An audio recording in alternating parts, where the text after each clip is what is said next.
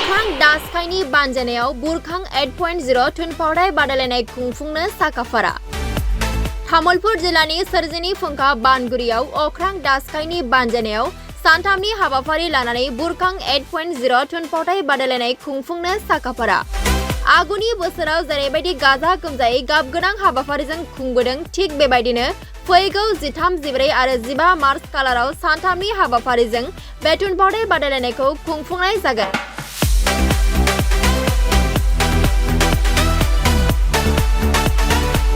बुरखां 8.0 नामोदों जों एबार माने 8थि आरोखि 8th एडिशन बोसोरफ्रोमबो मोनसे टीम थायो जोंना कम्पिटिशनाव one act play drama competition one act play competition बे ओमफ्राय टीम थायो टीम बेस्ट देग्लाय जोंनि टीमा जाहैबाय बड' उइमेन एट हम बड' उइमेन इन पाब्लिक माने बड' आइजो न'आव बर' आइजो बायजोआव बे टीमनि सायाव जों नाटकखौ कम्पिटिशन खुंदों। थांखिया बेनो माने आइजोफोरखौ आं एसे जेला बेरायबाय गोबाव सम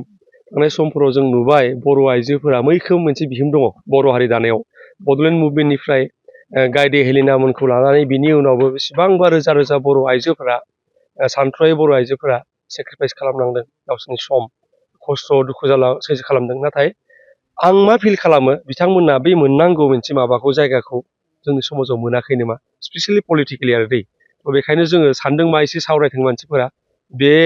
जोंनि सोरजिनि फुंखा बे जायगाखौ जों जि नाम होदों आरो बुरखांनि जा बे जौस्रां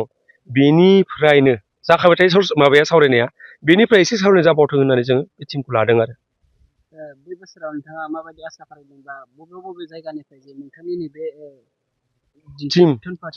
टीमफोरा देग्लाय टटेल 16 अलरेडि जोंना माबा जाबाय रेजिस्टार जाबाय स' जों आसा खालामदों मोनफ्रोम टीमा फैजोबगोन होननानै बे गसाइगावनिफ्राय उदालगुरिसिम देग्लाय रेजिस्टार खालामदों आरो स' हपफुलि बयबो फैगोन साननैनि हाबाफारि जागोन माबाया ड्रामाया सानथाम टटेल 13, 14, 15 जों देग्लाय दस्रा एक्टिभिटिबो सोलांदों आरो बेहाय माने बर' हारि दाफुंनायाव जोंनि बर' आइजोफोरा मैखोम बिहोमा दं। बेखौ नोजोर होनानै देग्लाय बोसोराव बर' आइजोआ न'आव आरो बायजोआव बे आयदाखौ लानानै बादायलायनाय जागोन। गसाइगावनिफ्राय जागायनानै उदालगुरिसिम दासिमाव मोन 16 बादायारि हानजाफोरा फैनो थाखाय जगाजग खालामनाय जाबाय होननानै एम अख्रां बर'आ फोरमायथियो।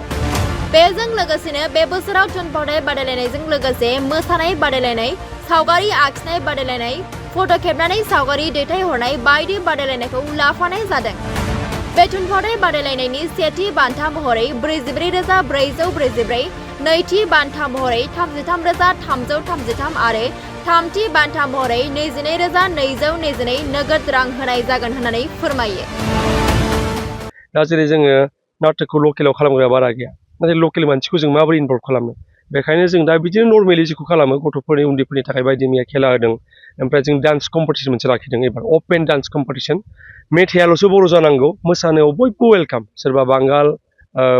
माबा गरखा बेंगलि एसामिस राजबंशी जायखिजाया सरनिया बयबो वेलकाम नाथाय मेथाइया बर' जानांगोन बे 13आव बे 14आव जोंना ड्रामाया थाबाय बेजों लोगोसे जोङो